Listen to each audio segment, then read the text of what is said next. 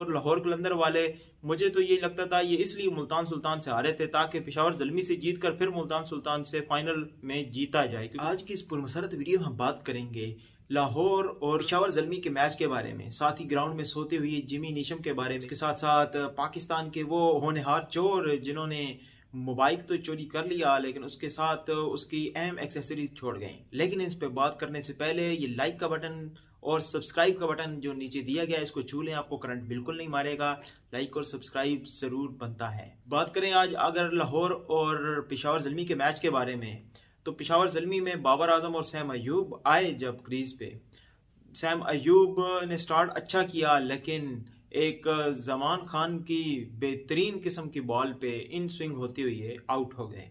और क्या शानदार बॉल थी, लेकिन उसका कोई जवाब नहीं था सैम अयूब के पास, और सैम अयूब एक अच्छी डिलीवरी पर आउट हो गए। उसके बाद बाबर आजम ने संभाला और उनके साथ मोहम्मद हारिस आए।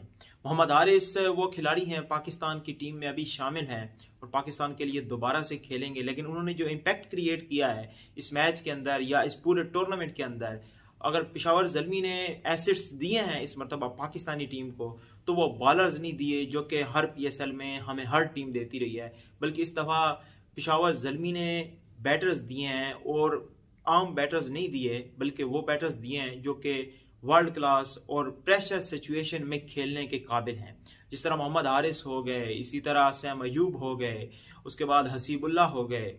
बहुत से ऐसे बैटर्स हैं जो कि पेशावर ज़ल्मी की तरफ से इस मरतबा आए हैं और हमारी नेशनल स्क्वाड में भी शामिल हो रहे हैं। मोहम्मद हारिस ने बड़ी अच्छी और उम्दा किस्म की इनिंग खेली जिसकी वजह से टीम ये टोटल कर पाई। शुरू में गंदी बॉलिंग की वजह से लाहौर को इतने स्कोर पड़े, क्योंकि शाहीन जो कि पिछले कुछ मैचेस से उसका एटीट्यूड ठीक नहीं नज़र आ रहा। शाहीन कैरन पोलार्ड से भी उसने काफ़ी कोई बदतमीज़ी शस्तमीज़ी कर दी है उसने।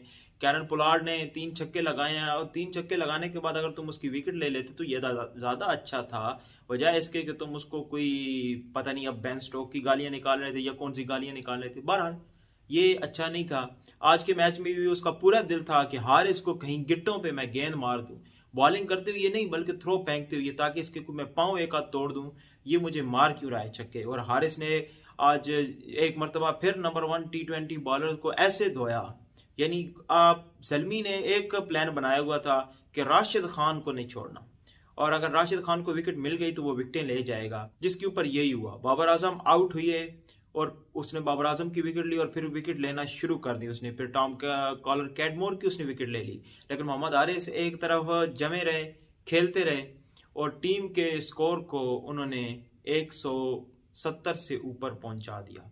लेकिन वो स्कोर ज़्यादा नहीं था जब आए बॉलिंग के लिए पेशावर ज़ल्मी वाले। और अगर लाहौर कलंदर की बॉलिंग की बात की जाए तो किसी ने कोई अच्छी बॉलिंग नहीं की सिवाय राशिद खान के अलावा। या शाहीन की बात करें तो उसने भी विकेट नहीं ली और काफ़ी ज़्यादा रन दिए हैं, और जमान खान ने अच्छी बॉलिंग की।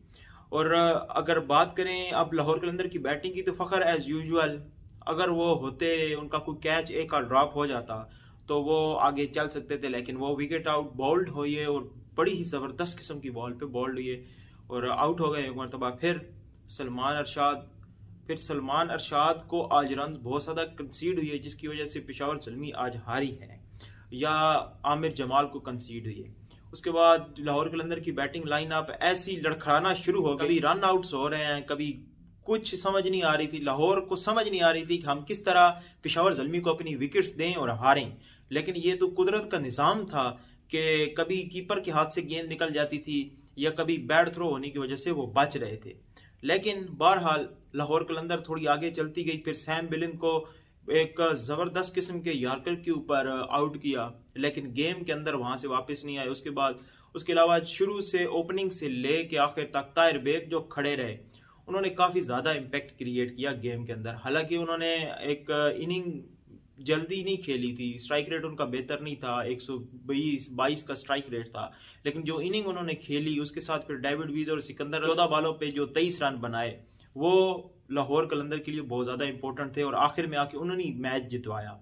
दूसरी तरफ अगर बात की जाए तो जिमी नीशम साहब पाए गए सोए हुए, और इससे पहले उनकी एक तस्वीर शाया की गई थी उनकी और टीकेसी की, जिसमें वो शलवार कमीज पहने खड़े थे, और मुझे लगता है कि शलवार कमीज के साथ साथ इनको एक एक गोली नस्वार की भी मुंह में रखने के लिए दी गई है, जिसके बाद जिमी नीशम कुर्सी के ऊपर ही सो रहे थे, बल्कि गिर रहे थे बार बार, और उनको बेचारे को कोई बैट दे दें या वहां पे लिटा दे उनको। इतनी अच्छी बैटिंग कर रहा था मोहम्मद हारिस, वो उसको एंजॉय नहीं कर रहे थे बल्कि वो अपनी मस्ती में सोए जा रहे थे।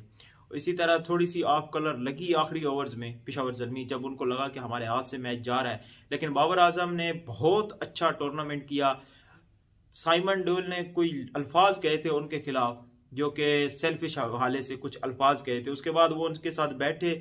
अब इन दोनों के दरमियान में बात क्या हुई, वो बात जानना चाहते हैं, क्योंकि उसके बाद से बाबर आजम एक अजीब से खिलाड़ी हमें नजर आए, क्योंकि 200 स्ट्राइक रेट से। फिर वो एक शुहेब जट साहब भी हैं, उनकी बोलती जरा बंद थी। आज मेरे ख्याल में वो भी बिल से बाहर निकल आ गए होंगे, क्योंकि आज बाबर आजम की टीम एक मरतबा फिर हारी है और वो कैप्टनसी पे निकल आए होंगे, क्योंकि ये कैप्टन नहीं होना चाहिए था या जो कुछ भी उनका। बहरहाल एक दोनों टीमों ने इतनी जबरदस्त किस्म की क्रिकेट खेली यार। हमें मुकाबला देखने को मिला दोनों तरफ से, और दोनों तरफ से कुछ चांसेस मिस किए गए, जिसकी वजह से कह सकते हैं कि पेशावर ज़ल्मी इस वजह से हारी।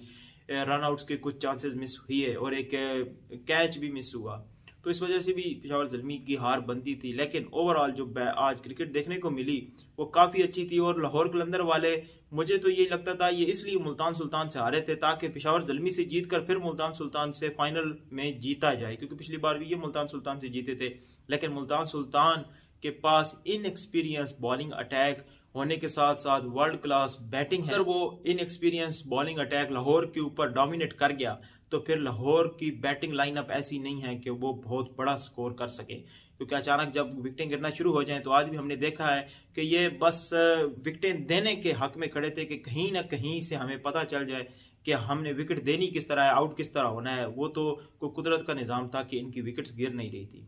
फिर पाकिस्तान के अंदर एक और कोई अजीबो गरीब किस्म की खबर सामने आई है, मैंने जो देखी है तो मैंने कहा ये चोर कैसा था। यानी उसने पूरे को पूरा बाइक उठा के वो ले गया है और टायर उसने दरख्त के साथ ही छोड़ दिया है। एक आदमी को नमाज पढ़ने के लिए मेरे ख्याल में बाइक रख के गया, टायर उसे लॉक लगा के गया, और जब वापस आया तो टायर उसको मिला, बाकी बाइक उठा के ले गए चोर। तो हमारे जो चोर हैं वो भी क्वालिफाइड नहीं है, ये हमारे मुल्क की हालत है। उनको भी एजुकेट करना चाहिए कि ताला किस तरह खोलते हैं, उनको बताना चाहिए, एजुकेट करना चाहिए।